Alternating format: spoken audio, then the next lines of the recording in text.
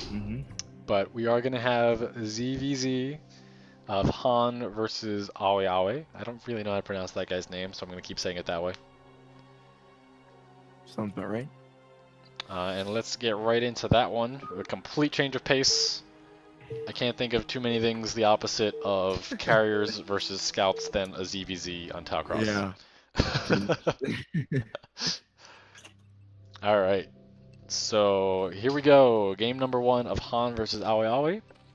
AweAwe222 is going to spawn as the red Zerg on the left side of Talcross. And Han, as the blue Zerg, is going to spawn in the 5 o'clock position on Tau. AweAwe222 getting the correct Overlord Scout. That is a really nice little early advantage. Obviously, it doesn't last very long because the second you scout them with your Overlord, they know where you came from. And usually you're kind of locked into a build anyway, but in terms of keeping an eye on Zergling movement, on drone count, all of that, layer timing, it can be pretty big to see that first. Well, I mean, I guess I don't play ZVZ obviously, but can you like see the creep of the player and then pull out with your Overlord to make it look? You can do that on a 3-player map like Tau. There's really no reason because by the time you've reached their base, they've reached a base, so they know where you are. It's much better to see, you know, did they go Zergling speed or did they go layer first, that sort of thing. But it is an option on certain other maps if you're planning to stay hidden as long as possible. We have what is this build? This is a fast hatchery. This is this is a... Oh, this is the Zookeeper build. Gas trick. Oh no, it's not. 10 hatch is what that was. So it's not quite a 9 hatch, but generally this is thought to use a lot of Zergling aggression. Is just sort of the aim of this build. You're going to have a big larva advantage over basically any other build, and you know you're delaying your tech and econ a little bit compared to some of the standard builds, but you'll have the larva and you're going to use it for Zerglings. That's generally the aim of this. Meanwhile, it looks like HaN has gone for a 12 hatch, which I gotta say should work out for him. You know, this isn't part of the trifecta of builds, so I don't know all of the circumstances. Like, there's not a very clear path in my head of how this game's gonna go. But just based on the pull timings, I really don't think there's going to be a ton that AweAwe222 can do before HaN is producing his own Zerglings, and that larva advantage is pretty minimal versus a 12 hatch. He's really only going to have like 2 extra larvae. Yeah, I mean, it's getting faster gas though, so maybe faster speed.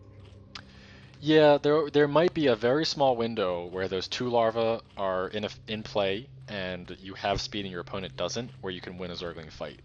But I think it will be very tight. And, you know, if HaN fights with drones at all, if he decides to go for a blind sunken, I think that window is just non-existent. So this is going to be very tight for AweAwe222 to get something done. Speed has started.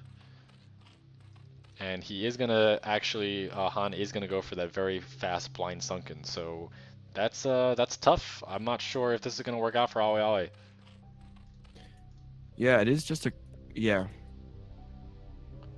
And that's Zerg versus Zerg, man. The reactions and the timings are so tight. I guess actually that's a lot of drones. Where are the Zerglings? He did not make full Zerglings, so actually there is a window here. Even though there is a sunken, you know, a sunken and 4 Zerglings is enough to defend against most builds. But a build like this, there's actually enough Zerglings that if you cut Zerglings, it's possible that you can get overrun.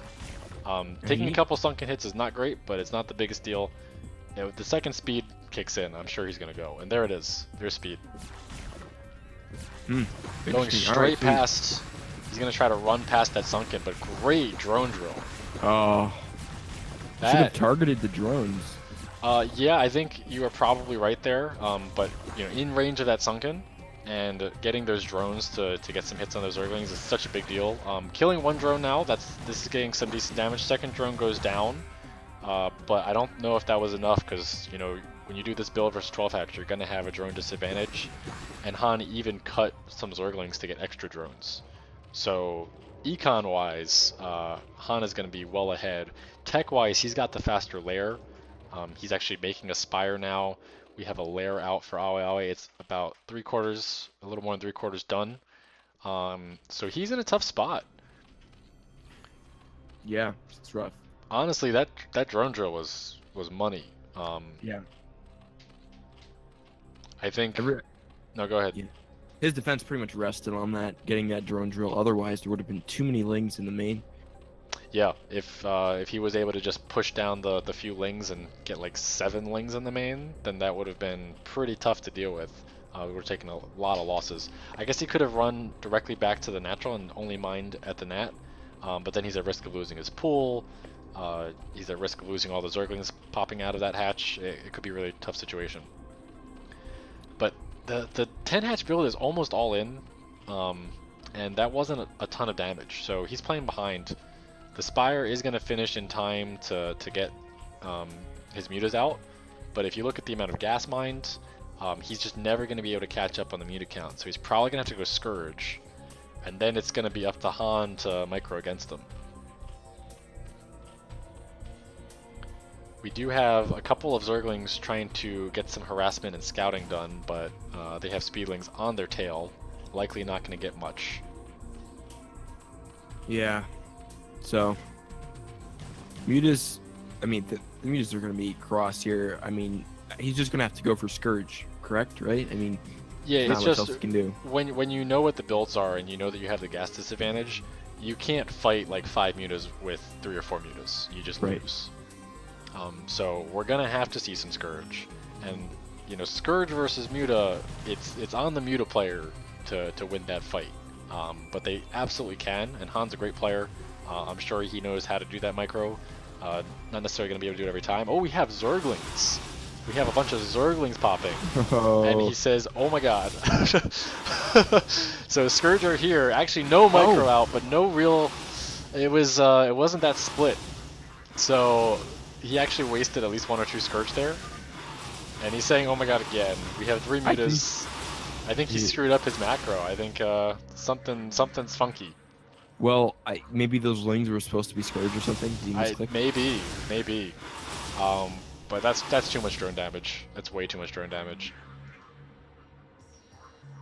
He's got 3 drones. Is that right? And HaN's splitting. Oh, I don't speak. Don't speak French. Betis lings. Yeah, I think he meant to make mutas and he made lings. Yeah. Is that? Yeah, I only took like 1 year of French. If anyone speaks French, let us know. That would make sense. Yeah, I was surprised to see lings pop there. Yeah, he basically just said those were the those should have been the mutas. Yeah, that is unfortunate. If those were mutas, you know, the Scourge hits that came in from the natural did a lot of damage. So if those were 3 mutas, maybe he could have won. But it was not to be. So that's a critical mistake. What can you say about that one? I guess, like, for me, I don't know what you think, but I'm just gonna say I'm not a huge fan of ZVZ. I get what you mean. I think a lot of people don't like to watch it and play it. I personally like it. It's not my favorite matchup, but it's subtle, and I think playing Zerg really helps with appreciating it. But it's not the sort of thing where it's like, oh, this guy is going for this strat and this guy's going for this strat. It's you know, oh, this guy is doing a slight variation that's giving him a 5-second timing window. Yeah. So if you really feel those differences and you can read that out when you watch a game, I think it is enjoyable, because then you have the strategy aspect. Otherwise, it just kind of looks like you know, people fight with Zerglings and someone wins. Yeah, for sure. Yeah. I mean, like, I think I haven't seen a TVT in like forever in CPL. Well, there's not a lot of Terrans, Yeah. but Endangered. Yep. All right, let's get in game 2 here. That was a bit unfortunate for AweAwe. Got sort of build order soft countered and made some Zerglings that he shouldn't have, and it's all it takes in a Zerg vs Zerg. You know, if you're even with your opponent and that happens to you, then there's not a lot you can do. So spawning in the bottom left as the white Zerg, we have AweAwe222. And in the top as the red Zerg, it's HaN. Hailing from France, I guess, or Quebec. Yeah, I know HaN's in Europe. I actually don't know where. I guess he speaks French, but you know a lot of people in Europe speak French, so hard to say. Well, I guess it's true. Right? Wait a second. Yeah, because they would move from France. Okay, I see. Yeah, and also like I mean Belgium speaks French. Like there's a lot of French speakers that aren't in France. HaN is going hard on the warm up. 470 APM. AweAwe222 is not at a cool 75, and that's really the only difference right now. No, we have a gas, and he's not canceling it.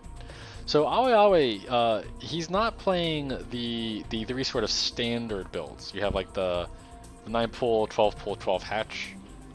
He's doing slight variations here. So this gas, this is kind of the opposite of the 10/9 hatch. This is, you're just trying to make mutas. You're trying to get that gas advantage and never lose it. So you're gonna have the Zerglings to defend versus early pulls, but you're gonna get to that muta tech in time and just make more mutas than your opponent. That's the general reason for a gas this early. Meanwhile, HaN is going to go for the fast pull this time rather than a 12 hatch. So once again, HaN's doing good builds for what his opponent's picking. You do a 12 hatch versus this, and then you're going to have to probably, you know, spore up. You're not really going to have the mutas in time. You might go for the ling pressure, as you can always do 2 hatches versus 1 hatch. But if not, you're not going to have the mutas in time to contend with. Whereas with this build, he should have a pretty comparable lair and muta timing. Yeah, so probably the lair. He's banking a ton of gas. Well, he can't make the lair until the pool. Okay. Yeah, so Yeah, this is the right? right. This is the build. Like you're gonna bank gas. Like it's inefficient, but the point is not to be efficient. The point is to have as much gas as possible, so when that spire pops, you make more mutas. So a really fast 6 mutas, pretty much. So a lot of times you'll have to do one base on this because you're sacrificing economy. But the idea is that, you know, at some point you're gas limited. Like when you're playing ZVZ, just mining off of one geyser, you can't just build mutas the second your larvae show up. But if you've banked extra gas, then in that initial muta build, you can just keep doing it for like 2 or 3 mutas more. Like if you look at the gas numbers, you know, HaN hasn't even built his lair yet. So there's that first 100 gas going to lair, or I guess probably second. Yeah, he made speed. So he's down effectively 300 gas, which is 3 mutas. And so, a secret hatchery. Yeah, ninja. Interesting.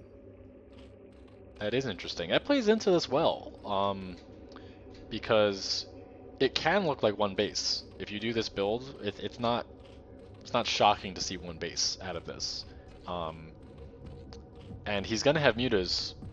He's aiming for air control, so he doesn't need to worry about a base being super far. He's gonna have map control by virtue of the air control. So I like this game plan out of his Awe. The one thing he has to worry about is the ling attack, because he doesn't have that much larva comparatively.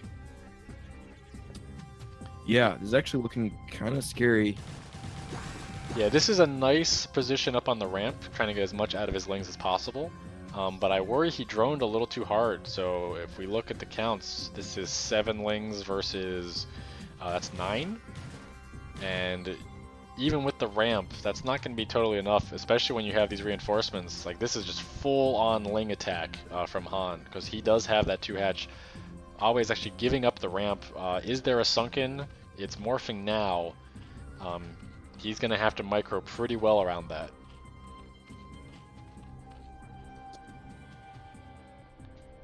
Looks like, yeah, I mean, that's like pretty huge ling lead. And the sunken's way at the back, so there's going to be a ton of drones in full view of that sunken. Yeah, it's going to come down to the drone drills. He needs to defend that sunken at all costs, and not take too many drone hits here. Didn't look like he did that. No, Yeah, unfortunately, Hans gets the full surround on the Sunken, kills all the Lings, and once that Sunken's down, it's over. Gonna go straight for the Spire, and there's Lings popping out now again.